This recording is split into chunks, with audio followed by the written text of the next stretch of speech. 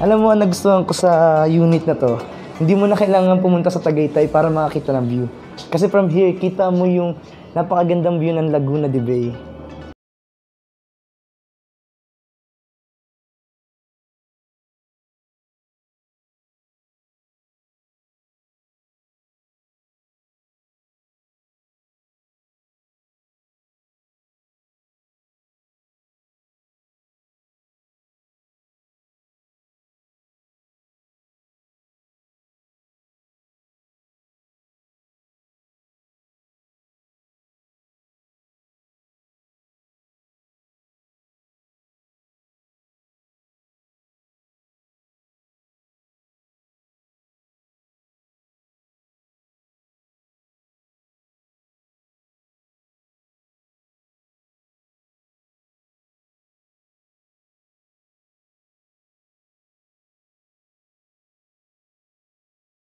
Mga kabahay, isang mapagpalang araw muli sa ating lahat, and today we are here in one of the exclusive and overlooking subdivision here in Antipolo, Rizal. We're gonna show you our resale, pre-owned but newly renovated 2-story house and lot with gorgeous overlooking view of Laguna de Bay. But before we start, please don't forget to subscribe and hit the notification bell for you to get updated whenever we release new property video. Let's get started, mga kabahay. So now we are here at the front of the property, and as you can see from here, kita mo yung kagandahan ng fasad niya. This is actually inspired by the American house. Kita niyo naman po sa style niya, and it has a almost mga around 10 to 12 meters of frontage, and as you can see, may garden na rin po kayo sa harap ng property. Pasok tayo sa loob.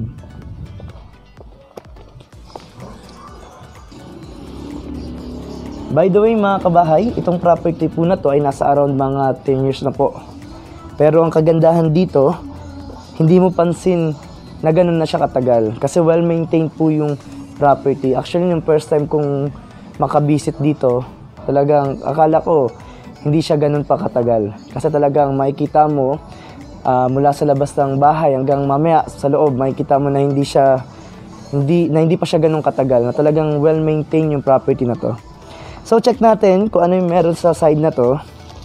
From here, makikita natin we have a pocket garden. Medyo maluwag din po siya, and sa mga mahilig po magtanim, this is perfect for you.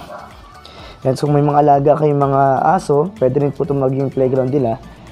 And on this area, ito yung pinaka laundry area nyo po. Malaki din naman siya, as you can see. Ayan. So, pwede maging sampayan or labahan. And here, may makikita natin, meron tayong door dito. This will lead us to our dining area. Later, papasukin po natin. And itong side na to, kung nakikita nyo, ito yung pinaka-dirty kitchen. Later, makikita po natin yung pagpasok natin sa loob. So, now, i-check natin yung sa kabilang side naman po. May mga magandang halaman dito sa mga mahilig magtanim po. And on this area, meron din po kayong parang pinaka patio. So, pwede, katulad niya, may table po, tapos mga mahilig magkape. So in this area, dito yung ating covered carport. Ayan, kasya lang po dito ang isang sasakyan, pero kung dalawa po ang sasakyan nyo, you can park at the front of the property naman. So, hindi naman po ganun kaano. Kung dalawa yung sasakyan nyo, pwede pa rin po. Kasi pwede kayo mag-park sa harap ng property. And here, these stairs, yung door na yan, papunta rin po yan sa loob. Mamaya ituturo ko po yan. So, check na natin yung pinaka-loob ng unit.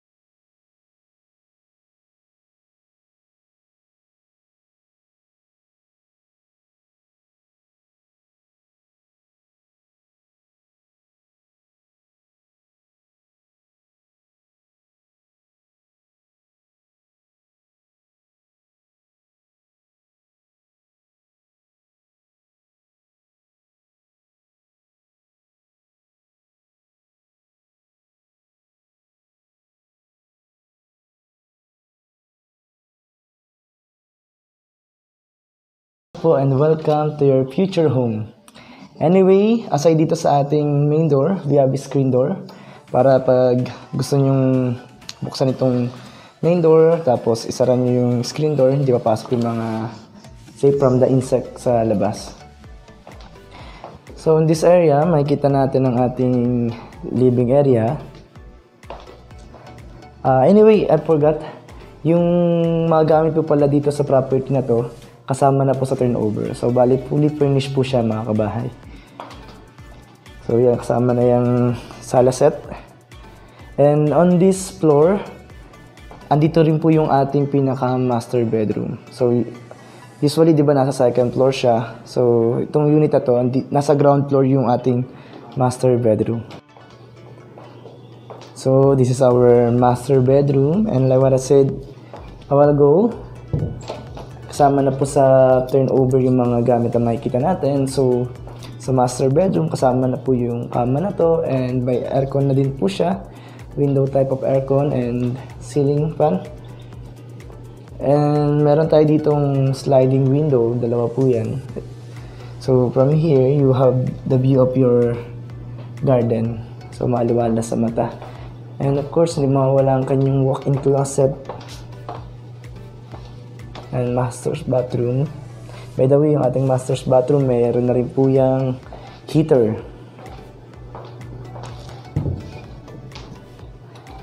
Now, check naman natin ang ating kitchen and dining area. So, this is our kitchen with built-in cabinets and double sink. And ang ating countertop is made of granite. And kasama na rin po sa turnover itong oven. And here is our dining area. Itong dining table po, kasama na rin po yan sa turnover. Even itong rep na to.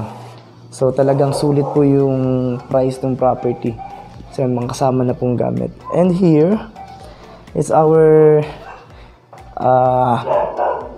secondary kitchen or pinaka-dirty kitchen po natin. So, maluwag din po siya. Ayan.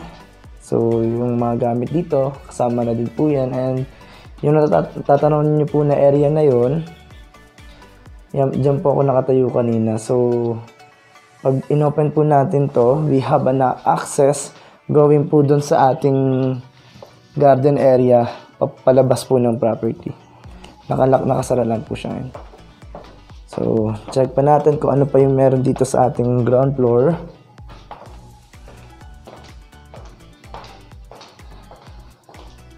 Sa area na to, itong door na to, ito po yung ating pinaka-maids room. So, medyo kalat lang po siya, pero may sarili na rin po siyang cabinet and CR po.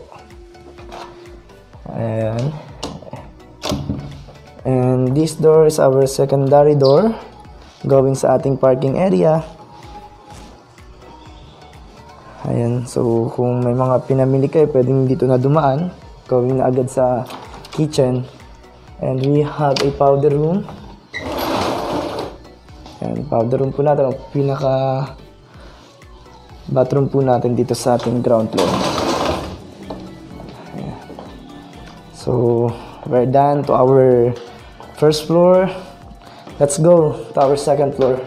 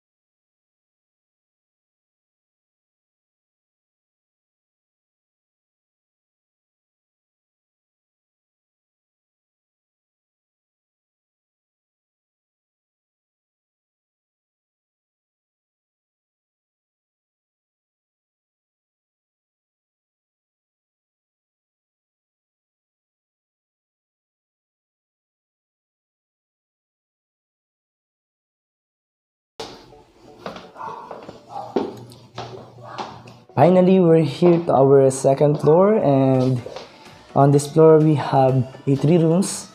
Pero bago po natin pasukin ang ating mga room, let's check this area. So it will be your family area. May kasama na rin siyang couch and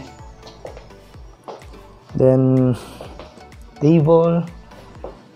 So kasama na rin po yan sa turnover ng property. And on this side is your balcony, and from here you have a beautiful view of mountain, trees, and on this side meron tayong konting view dito ng Laguna de Bay. And ang ganda talaga ng property kasi kitang-kita mo yung view niya. Ayan, so sa mga mahihilig po sa view, this is perfect for you. You don't have to go to Tagaytay para makakita ng magandang view. Dahil dito pa lang po makikita mo na.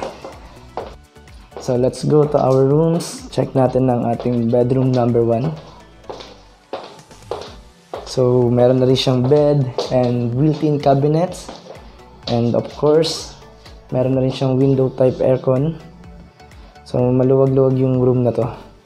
Pwede pang maglagay dito ng study table or kung ano yung mas prepared nyo, kung kulang yung cabinet, pwede pang maglagay dyan. Then meron na rin siyang sliding window for the natural light, para pag sa morning, pag nakapatay yung ilaw. And check natin ang ating bedroom number 2. So like ng bedroom number 1, meron na rin po siyang built-in cabinets and bed, and of course aircon. So halos same size sila ng kabilang room. Then check natin ang ating last room, ang ating bedroom number 3. Ayan, meron na rin siyang bed na kasama and aircon and built-in cabinets. And ang kagandahan dito, nagustuhan ko sa room na to, ayan, meron itong room na to, merong view ng taas ko lang ng konti to.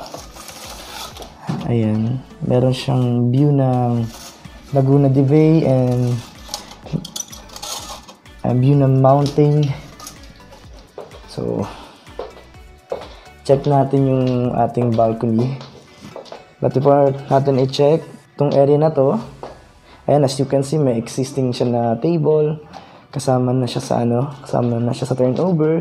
So pwede itong maging study area ng mga bata kung may mga anak po ay nag-aaral. So talagang spacious yung bahay na to.